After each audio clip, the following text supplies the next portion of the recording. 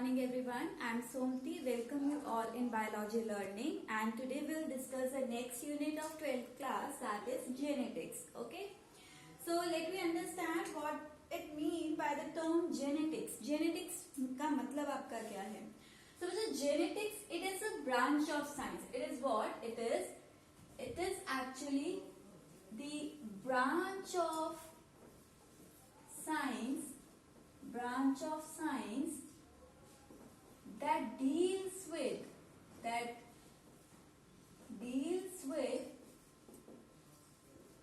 study of inheritance and variation.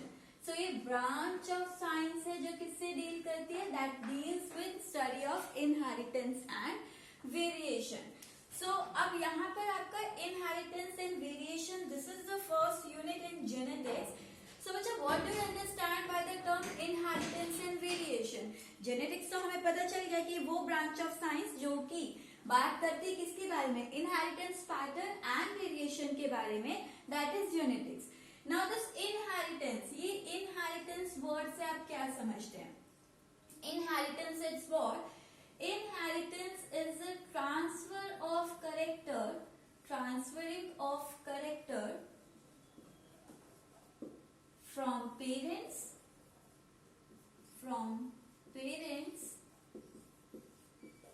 to next generation, or we can say progeny. Parents से progeny में जो character का transfer हो रहा है, that transferring of character is your inheritance. As we all know कि elephant क्या है? Elephant give birth to elephant, human give birth to human.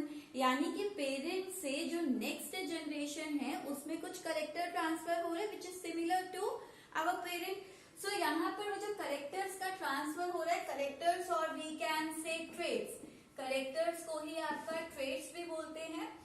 यहाँ पर करेक्टर और ट्रेट्स का जो ट्रांसफर हो रहा है उसी को हम क्या कह रहे हैं? इनहेरिटेंस कह रहे हैं.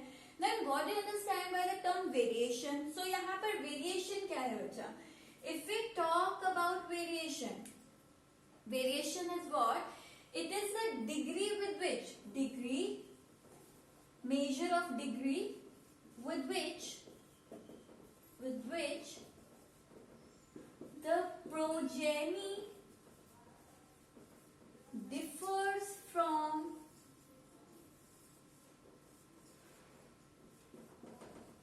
parents. So ये क्या है? Degree with which progeny differ from their parents. As we know, हमारे अंदर जो करेक्टर्स है, कुछ करेक्टर्स हमारे पेरेंट के हैं, but we are not the identical copy और we are not the clone of our parents.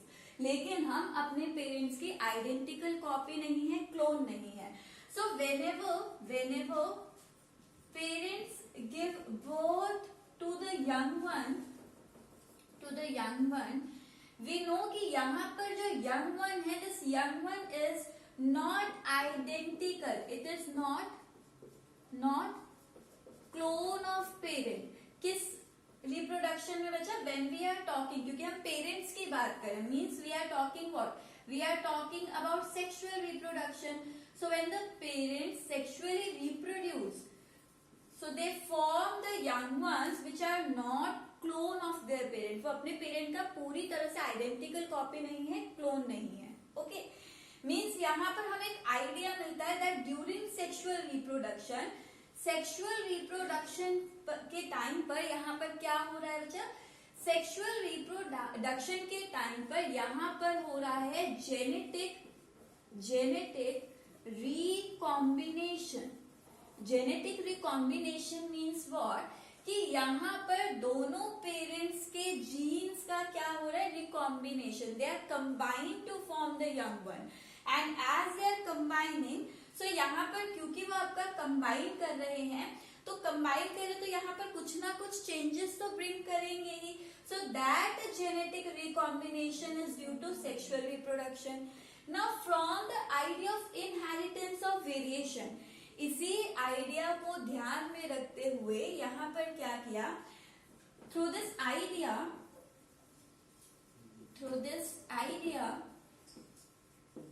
human starts breeding programs. यहाँ पर इसी आइडिया को ध्यान में रखते हुए ह्यूमंस ने क्या स्टार्ट किए, ब्रीडिंग प्रोग्राम्स स्टार्ट किए. And breeding programs we all know, आप सभी ने यहाँ पर ट्रेडिशनल ब्रीडिंग प्रोग्राम स्टडी किया है. That is your what, that is hybridization. And hybridization में हम करते क्या है बच्चा, in this we select to superior plant. Superior parents को क्या किया जाता है, superior male is selected and likewise a superior female plant is selected and both of them they cross or mate with each other to form a new progeny, and these progenies are selected for desired character. इस progeny में फिर आपका Dzire character के लिए क्या किया जाता है, सिलेक्शन किया जाता है. मीन्स यहाँ पर कुछ आपके करेक्टर्स आए होंगे मेल से, कुछ करेक्टर आए होंगे फीमेल से. अज्यूम करो आपने यहाँ पर दो पी प्लांट को क्रॉस किया, जहाँ पर पी प्लांट जो स्टेमन था that is of male and pistol that is of female. Okay, ये दोनों सुपीरियर प्लांट थे, इन्हें आपने क्रॉस किया, आपको एक नया पी प्लांट मिला, यानी कि आपको क्या मिले, उसके सीड मिले. अब ये सीड आपको 100 मिले हैं, इस प्लांट पर आपको 100 सीड मिले. इन सीड को आपको ग्रो कर इन सीड को आपको ग्रो कर क्या करना पड़ेगा, ग्रो कर आपको एक ऐसा प्लांट सेलेक्ट करना पड़ेगा जिस प्लांट के अंदर आपके करेक्टर आए हों, characters of both the parents are present. जिस प्लांट में आपके दोनों पेरेंट्स के करेक्टर आए हो, क्योंकि बच्चे यहाँ पर जेनेटिक रिकॉम्बिनेशन हो रहा है. ऐसा कोई एश्योरिटी नहीं है कि आपको 100 के 100 सीड में दोनों पेरेंट के करेक्टर मिले और वो भी वो डिजायर करेक्टर जो आप चाहते हैं. तो यहाँ पर जो भी आपको न्यू प्रोजेनी मिलती है, उस प्रोजेनी में आपको इस हाइब्रिडाइजेशन की प्रोसेस में क्या करना पड़ता है, you have to select one plant which is having the characters of both the parents. So this is a drawback also कि hybridization में आपको यहाँ पर selection process करना पड़ता है, which is a time taking process. Okay. So this is how by the idea of inheritance, क्योंकि हमें पता था कि पेरेंटल करेक्टर क्या होते हैं, ट्रांसफर होते हैं, एंड वी नो दैट यहाँ पर वेरिएशंस भी आते हैं. तो यहाँ पर आपका पेरेंटल करेक्टर नेक्स्ट प्रोजेनीज भी ट्रांसफर तो हुए, लेकिन वहां पर कुछ चेंजेस भी आए होंगे. तो आपको जरूरी नहीं है हर प्लांट के अंदर आपको क्या मिले, अपना डिजायर करेक्टर मिले. सो फॉर दैट श्योरिटी आपको यहाँ पर क्या प्रोसेस करना पड़ेगा, सिलेक्शन का प्रोसेस करना पड़ेगा. और इसी आइडिया को ध्यान में रखते हुए यहाँ पर सबसे पहले वर्क स्टार्ट किया, and the scientist who work on this idea is George Mendel. Okay, George Mendel used this idea of hybridization and starts performing some of the experiment of hybridization during the period of 1853 to 1863. So 1856 से 1863 के बीच में Mendel ने यहाँ पर कुछ experiments perform किए. Okay, and उस experiment से वहां पर उन्होंने इस एक्सपेरिमेंट से यहाँ पर ही perform some experiments during this period, and from these experiments he have given some laws of inheritance. इन्हीं एक्सपेरिमेंट से उन्होंने यहाँ पर कुछ लॉज ऑफ इनहेरिटेंस दिए, यानी कि आपका किस तरह से करेक्टर पेरेंट से नेक्स्ट जनरेशन में ट्रांसफर हो रहे हैं. तो उस टाइम पर क्या ऑब्जर्वेशन रहेगी जो कॉमन रहेगी, मीन्स वो हमेशा दिखेंगे. तो इस तरह के कुछ लॉ ऑफ इनहेरिटेंस दिए, बिकॉज यहाँ पर आइडिया था, स्टार्टिंग में आइडिया था, बट उस आइडिया को प्रूव करने के लिए यहाँ पर मेंडल ने क्या किया, एक्सपेरिमेंट करना स्टार्ट किया. Okay, now before taking the experiments of Mendel, Mendel के एक्सपेरिमेंट्स लेने से पहले यहाँ पर हम बात करते हैं कि मेंडल ने अपने एक्सपेरिमेंट के लिए एक प्लांट को चूज किया, और यहाँ पर उसी प्लांट को क्यों चूज किया उसका reason. So we'll take the next point, the model plant of Mendel.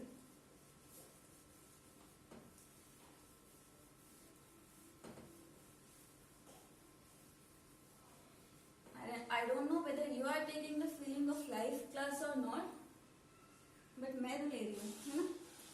So यहाँ पर let me take the next point. So the next point is model plant of Mendel. Mendel ने यहाँ पर अपने एक्सपेरिमेंट के लिए जिस प्लांट को चूज किया, that plant, model plant is actually Pisum sativum or sativa. It may be written as sativum in some book, or it is sativa. And Pyzum sativa is what? It is a pea plant. Why he choose pea plant or Pyzum sativum as a model plant? उन्होंने इसी plant पर अपने experiment perform क्यों किए? Why not other plant? So this plant has some unique character. Like the first character of this plant, that it is easy to propagate, take less space for growth, and need not much care. पहली चीज, P plant को आप easily propagate कर सकते हैं घरों में. इसे ना तो कुछ स्पेशल मिनरल्स की रिक्वायरमेंट होती है, ना ही ये ग्रोथ के लिए ज्यादा स्पेस डिमांड करता है. सो आप इजीली इसे क्या कर सकते हो, इजीली प्रोपेगेट कर सकते हैं घर में. Okay, then the second point is that this plant having short life span. इसका लाइफ स्पैन क्या है, छोटा है. Life span you all know, जहां पर हम बात करते हैं बर्थ टिल डेथ, और प्लांट्स के केस में हम सिंपली अगर लाइफ स्पैन ले तो आपने एक सीड लगाया और उस सीड से आपको नेक्स्ट सीड जब मिला, सो that is the cycle from birth till death. तो यहाँ पर शॉर्ट लाइफ स्पैन होने से क्या प्रॉफिट था? Profit is that you will get your results of experiment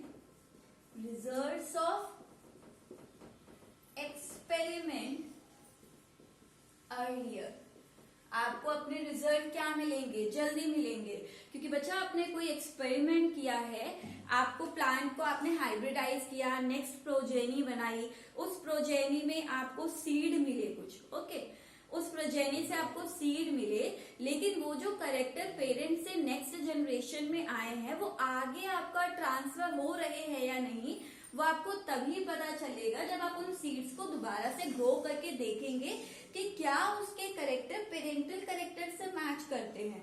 सो यहाँ पर आपको वो जो सीड मिल रहे हैं, they are what, they are going to give you the results कि पेरेंट के करेक्टर ट्रांसफर हुए हैं या नहीं हुए हैं. Then the third point is that this pea plant has many of the contrasting character or trait which we can easily observe. और यहाँ पर मेंडल ने जो एक्सपेरिमेंट किए, he selected the 7 contrasting trait जो आपको याद होने चाहिए. So here this pea plant have contrasting traits which can be observed easily. आप इजीली दो प्लांट्स को देखकर जब आप कंपेयर करते हैं तो आप उनके करेक्टर्स की स्टडी कर रहे हैं. सो यहाँ पर पी प्लांट के अंदर 7 कॉन्ट्रास्टिंग ट्रेट है. कॉन्ट्रास्टिंग मतलब ऑपोजिट ट्रेट है. जो कि आप इजिली किसी दो पी प्लांट के अंदर ऑब्जर्व कर सकते हैं.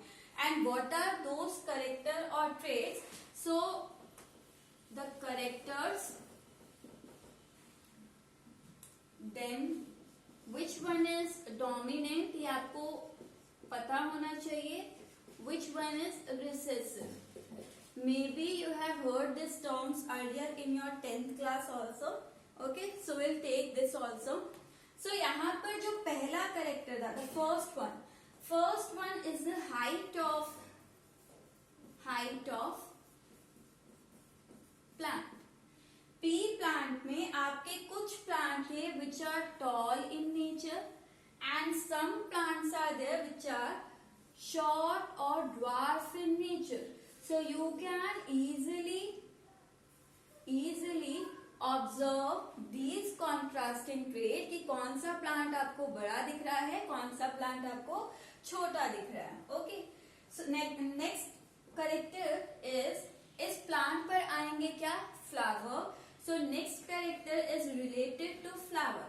The first one is the colour of flower, and second will take is the position of flower. Okay, so यहाँ पर flower के color की बात करते बच्चा. So the color of flower is, which is dominant one, is violet, and the next one is white.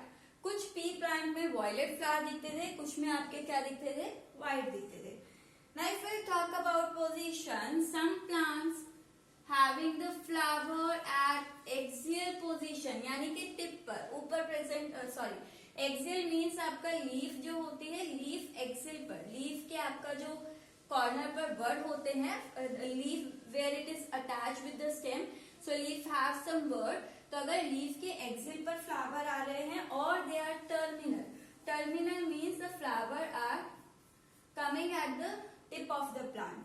Okay, so third हमने यहाँ character पढ़ लिया, that is position of flower.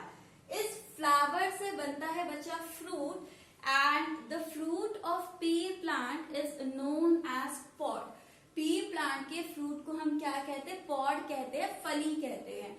So the next character, the fourth one, is related to pod. Again, the pod की भी हम दो character की बात करेंगे. एक तो pod का color and next is the shape of pod. So हम pod के color की बात करेंगे and pod के shape की बात करेंगे. If we talk about the color of pod, so here the green color, अगर फली ग्रीन है तो that is dominant, and if it is yellow so that is your recessive character. Likewise if we talk about the shape, if it is inflated का मतलब होता है बच्चा कि फली आपको इस तरह से फूली हुई दिखाई देगी. Okay, and the next contrasting one is it is constricted means आपको फली इस तरह से उसके अंदर क्या होंगे? कॉन्स्ट्रिक्शन और depression are present. Okay, and so this is the fourth and fifth character. Now sixth character is related to the pod. के अंदर आपको क्या मिलेगा? फ्रूट मिलेगा. So the sixth character is related to fruit, and the fruit और inside this pod is what? Seed. तो यहाँ पर आपका क्या है? पॉड के अंदर क्या है? पॉड एक्चुअली फ्रूट है. ओके, इस पॉड के अंदर क्या है? Seed. So seed, again seed के भी दो आपके करेक्टर्स है, that what is the colour of seed and what is the shape of seed. So बच्चा if we talk about the colour of seed, so यहाँ पर आपका yellow colour of seed is dominant and green color of seed is recessive. Likewise, if we talk about the shape, so the round shape of seed is dominant, and wrinkled is something like this, it is recessive.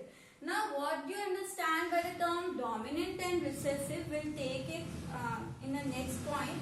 So यहाँ पर हम बात करते हैं कि third जो आपका P plant select करने का रीजन था, that is pea plant have this much character which are contrasting in nature, they are opposite and we can easily observe this character in the plant. Okay, now the next point आपका क्या था बच्चा?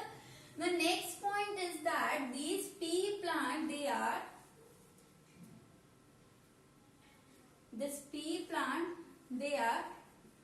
self-pollinated. They are showing self-pollination. In your 11th class, in 5th chapter, you have read out about this, that the flower of pea plant is showing vexillary aestivation, where the innermost petals of the flower are closed, and as they are closed, क्योंकि वो closed है तो वहां पर आपका जो pollen produce होगी वो उसी flower के stigma पर आपका land करेगी. So यहाँ पर the plant is showing what? Self pollination. Okay, and as it is showing self pollination, so it gives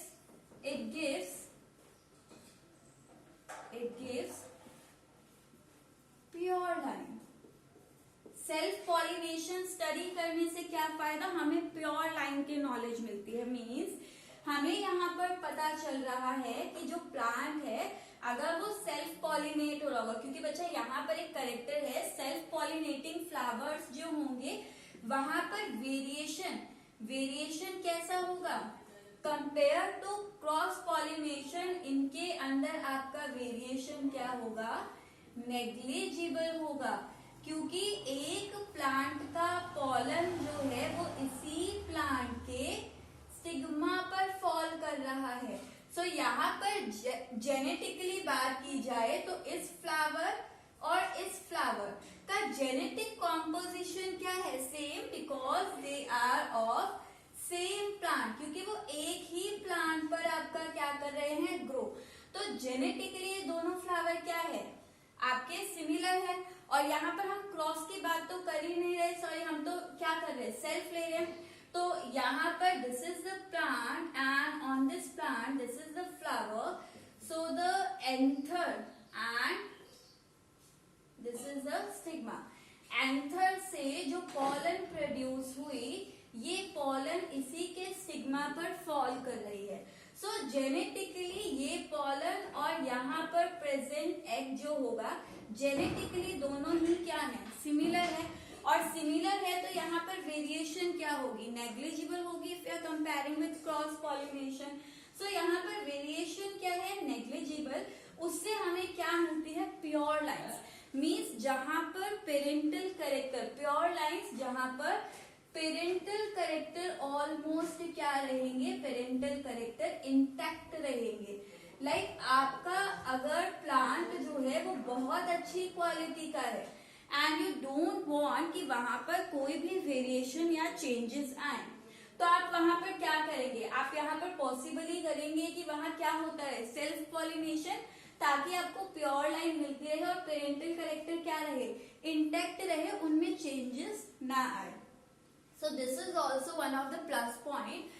And the next point, that we can also promote the cross pollination in pea plant with the help of artificial hybridization. कि artificial hybridization से हम इसमें क्या कर सकते हैं? Cross pollination promote कर सकते हैं. किससे? Bye artificial hybridization. And what is this artificial hybridization बच्चा? हमने प्रीवियस चैप्टर में पढ़ा था in chapter 2 that artificial hybridization includes the process of emasculation where we are removing the anther from the flower manually, कि जहां पर हमने mechanically bye hands flower से क्या किए? एंथर रिमूव किए. If I am removing this anther, मैंने petals को ओपन किया और इस एंथर को क्या कर दिया? रिमूव कर दिया. So this flower now becomes what? This becomes emasculated flower. ये कैसा flower हो गया है? Emasculated flower हो गया. Okay. And now on this emasculation, after emasculation, what we are doing? We are doing bagging. आप क्या कर रहे? Bagging. कि आप चाहते हैं कि आप अपने प्लांट के अंदर वेरिएशन लेकर आए, चेंजेस लेकर आए, तो आपने इसके एंथर को रिमूव किया ताकि इसकी पॉलन इसी के स्टिग्मा पर फॉल ना हो. And from outside, from the other plant, what you do, you will bring a anther and simply dust this anther over this stigma. आपने यहाँ पर क्या की? डस्टिंग की. ओके. एंड डस्टिंग से यहाँ पर आपकी एक पॉलन इस पर लैंड हो गई. And after that you have tied this complete flower with the help of a poly bag. आपने क्या किया? इस complete flower को एक poly bag से cover कर दिया. And why we are doing so? We are doing so कि outer environment से कोई undesired pollen जो है इस flower के ऊपर land ना हो. आपके जो डिजायर्ड पॉलन है आपने सेलेक्ट की होगी तो बेटर करेक्टर के लिए सेलेक्ट की होगी. सो यहाँ पर अनवांटेड पॉलन इस स्टिग्मा पर फॉल ना हो उसके लिए आप क्या कर रहे हैं? Cross pollination. And cross pollination से क्या फायदा? जैसे सेल्फ पॉलिनेशन आप प्योर लाइन जनरेट करने के लिए कर सकते हैं जहां पर आप चाहते हैं आपके पेरेंटल करेक्टर इंटैक्ट रहे, कुछ सालों तक उसमें बदलाव ना हो. तो क्रॉस पॉलिनेशन से आप क्या कर रहे हैं? क्रॉस पॉलिनेशन आपका प्रमोट करता है क्या? It brings the variation. And these variation are essential. ये वेरिएशन आपके जरूरी है. क्यों? एक तो for better adaptation, for better adaptation in changing environment. Changing environment में बेटर अडेप्टेशन के लिए. And the second thing बचा, when we are hybridizing, when we are self-pollinating the species, so यहाँ पर कुछ जनरेशन तक पेरेंटल करेक्टर इंटैक्ट रहते हैं, बट आफ्टर दैट यहाँ पर आपका प्रॉब्लम फेस होती है इनब्रीडिंग डिप्रेशन की. एंड उसकी वजह से जो प्लांट की क्वालिटी एंड क्वांटिटी है it decreases after few years. तो यहाँ पर the next is to overcome the inbreeding depression. Inbreeding depression को ओवरकम करने के लिए यहाँ पर आपको क्या प्रमोट करना होता है? You have to promote this cross pollination. Okay. So this is the reason why Mendel selected this pea plant as its model plant. Now after that हम यहाँ पर बात करेंगे कि मेंडल ने यहाँ पर अपने एक्सपेरिमेंट्स में क्या किया, how he performed the experiment and what laws he have given through this observation of his experiment. कि उन्होंने क्या एक्सपेरिमेंट्स किए, उन एक्सपेरिमेंट्स में उन्होंने क्या ऑब्जर्वेशन की, एंड बाय दैट ऑब्जर्वेशन उन्होंने कौन से लॉज जो है इनहेरिटेंस के, कि यहाँ पर किस तरह से इनहेरिटेंस हमेशा फॉलो होगा, उसके बारे में क्या लॉज है. And that will take in our next class. So thank you so much. Thank you.